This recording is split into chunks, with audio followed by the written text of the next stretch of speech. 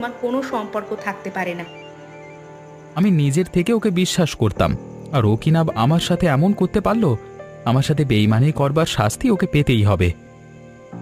কাউকে এতটা বিশ্বাস করা ঠিক না, বুঝলে? তোমাকে আমি অনেক আগেই সাবধান করেছিলাম, কিন্তু তুমি তো আমার কোনো কথা শোনোনি। এখন তো হাড়ে হাড়ে বুঝতে পারছো। আমি কি সবাইকে বিশ্বাস করি নাকি? আমি শুধু আমার বন্ধুকে মনে প্রাণে বিশ্বাস করতাম। এখন আমি বুঝতে পারছি বন্ধুকেও বিশ্বাস করা ঠিক না। কাল তুমি নিখিলের বাড়িতে আবার যাবে। নিখিল কোন রকম চালাকি যাতে তোমার সঙ্গে না করতে পারে। ঠিক বলেছ, নিখিলের সাথে এবার আমার শেষ বোঝাপড়া হবে।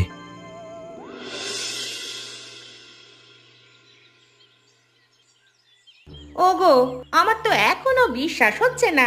এত গহনা কি সত্যি তুমি এনেছো?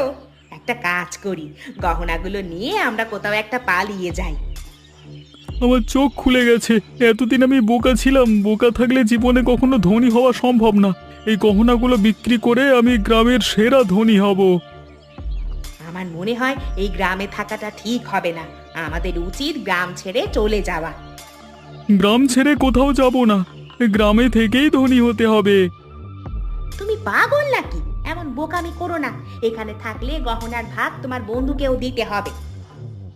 গহনার ভাগ আমি কখনো কিরণকে দেব না। কিরণ যদি আমাদের বাড়িতে আসে, তুমি বলবে নিখিল বাড়িতে নেই।